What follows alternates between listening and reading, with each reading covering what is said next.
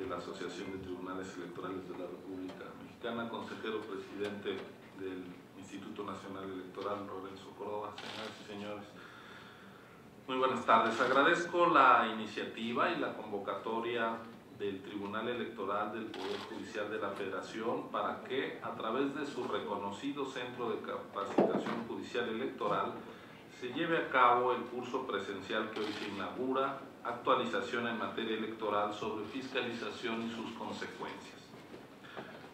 Permítame comenzar por reconocer que una de las mayores fortalezas del sistema electoral mexicano y de dos de sus instituciones insignia, el Tribunal Electoral y en su momento el Instituto Federal Electoral, fue asegurar el pleno respeto al voto.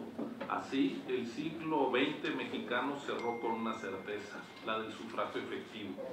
El diseño legal y la construcción institucional que aseguraron el ejercicio del voto y que cada sufragio se contara con pulcritud, permitió que fenómenos propiamente democráticos como la expresión de la pluralidad en los congresos y por tanto la división de poderes se repitieran una y otra vez, y lo mismo puede decirse de la alternancia. Así, los votos plurales fueron cambiando la naturaleza del régimen político mexicano para desmontar lo que Giovanni Sartori definió como un régimen de partido hegemónico para llegar a un vivo sistema de partidos. En ese tránsito, el respeto al voto dio lugar a que el debate electoral y postelectoral se centrara ya no solo en los aspectos procedimentales, sino cada vez más en el tema de las condiciones de la competencia. En particular, en el acceso al dinero por parte de los actores políticos y en la fiscalización. Llegamos así a uno de los aspectos más complejos al que se enfrenta toda democracia contemporánea, al de la necesaria relación entre dinero y política, que es también una tensión estructural permanente. Mientras todo actor político necesita financiamiento para sus actividades, los recursos en las economías de mercado se encuentran distribuidos asimétricamente y ello puede afectar el ejercicio democrático, donde cada ciudadano vale lo mismo, cada voto cuenta igual, pero donde el dinero puede generar inclinaciones ilegítimas de la balanza. Por ello, las distintas naciones cuentan con regulaciones al financiamiento político electoral que en buena medida responden a su contexto político e histórico y que reflejan los principios de cada sistema. Así, hay desde las regulaciones más liberalistas en el uso del dinero hasta las que ponen énfasis en la equidad, como es nuestro caso. México ha diseñado uno de los modelos normativos más complejos y exigentes en materia de financiamiento, rendición de cuentas y fiscalización. Los primeros pasos, en 1996, señalaron desde la Constitución la preeminencia del financiamiento público, los límites a los ingresos privados, la prohibición del dinero anónimo desde el extranjero o de empresas mercantiles. Por el lado de los egresos se incluyeron los topes de gastos de campaña y se creó la obligación de rendir informes de ingresos y gastos ordinarios y para cada campaña electoral, además de que se dispuso de una autoridad fiscalizadora permanente en las autoridades administrativas. Fue en ese modelo de condiciones de competencia con equidad donde vivimos cambios relevantes como la pérdida de la mayoría del Congreso para un partido, así como la alternancia en la presidencia de la República. Fue también, hay que decirlo, donde experimentamos los primeros desafíos a la fiscalización y se revelaron y sancionaron las primeras tramas de financiamiento irregular de la democracia mexicana, como fueron los casos conocidos como Pemex Gate y Amigos de Fox a inicios del siglo XXI.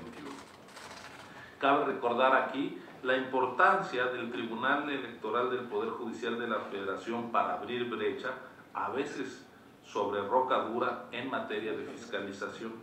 Fue la Sala Superior la primera en reconocer al entonces IFE su atribución para solicitar información bancaria y hacendaria.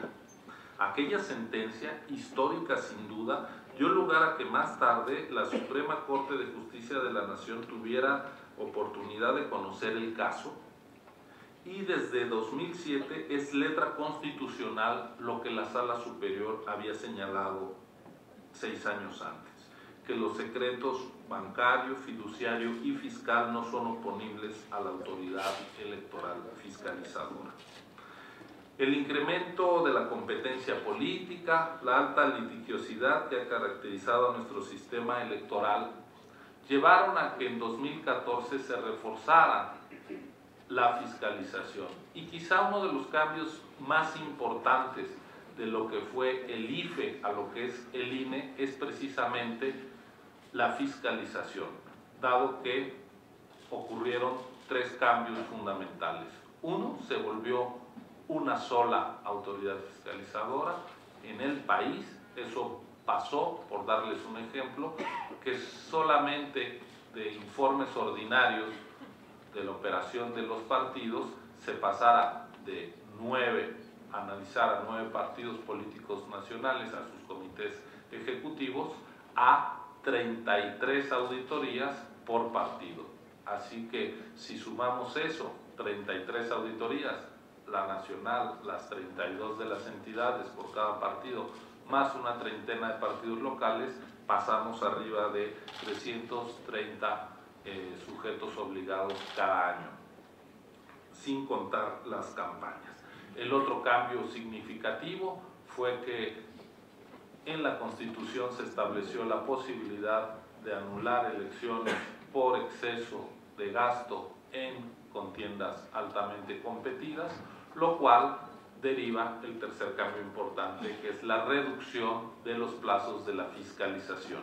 Mientras todavía en la elección pasada de 2012, la elección presidencial se calificó sin que se tomaran en cuenta los resultados de la fiscalización, ahora en 2018, por primera vez, el INE tendrá que entregar sus conclusiones de la fiscalización antes que la Sala Superior, a quien le corresponde la calificación de la elección por mandato constitucional, se pronuncie.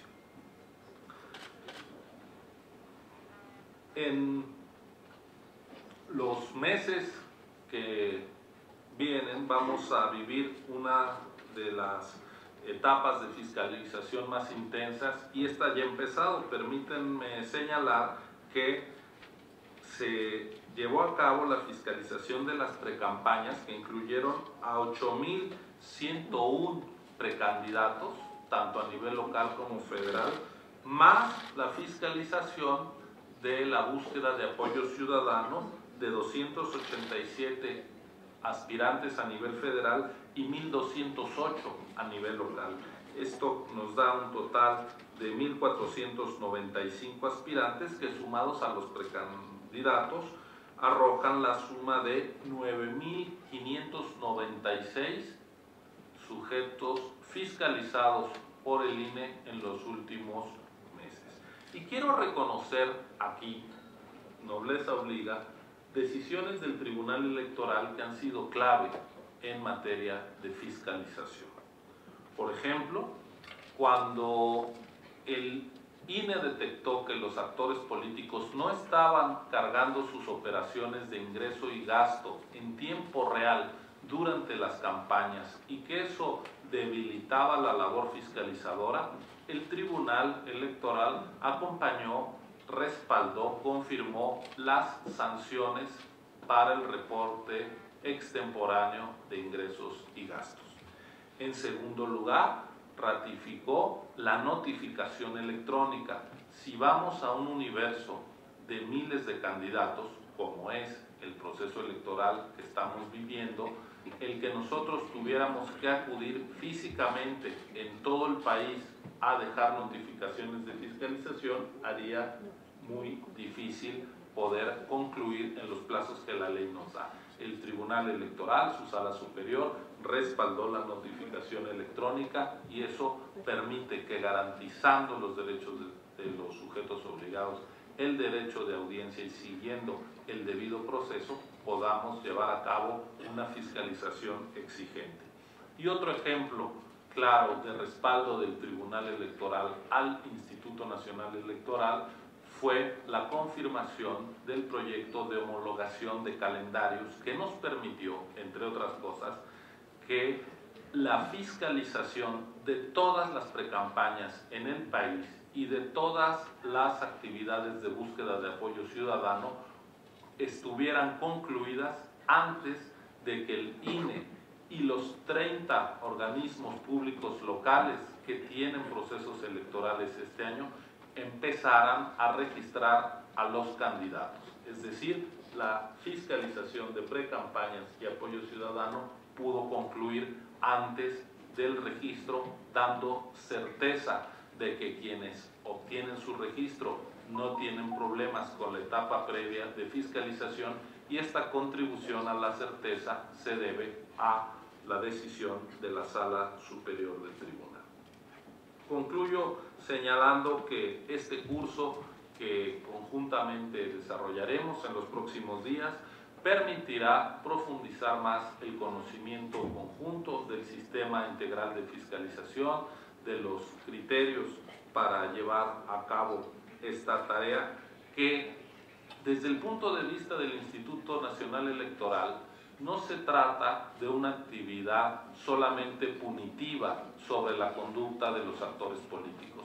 La fiscalización debe verse más bien como una herramienta al servicio de la rendición de cuentas, de la transparencia y, en ese sentido, de la democracia.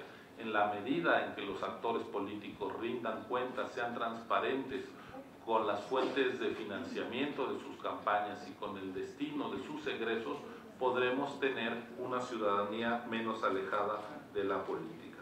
Termino con una reflexión más de índole política. La fiscalización es un instrumento para defender a la democracia. Y cuando digo defender a la democracia, es para defender el sufragio, la importancia del voto, para que no sea dinero de origen ilegítimo, ilegal o el gasto excesivo lo que pueda afectar una contienda. Pero por ello mismo debemos ser muy cuidadosos de que las denuncias que se imponen en materia de fiscalización, que se interponen, no sean frívolas, tengan sustento, porque no es legítimo descalificar elecciones auténticas, competidas, donde los votos se emiten en libertad y se cuentan con pulcritud, señalando sin sustento gastos excesivos y quererse aprovechar de la disposición constitucional que contempla una posible nulidad de elecciones, quererse aprovechar de ese derecho de mala manera, acusando al que gana de haber resultado triunfador por un uso excesivo de recursos.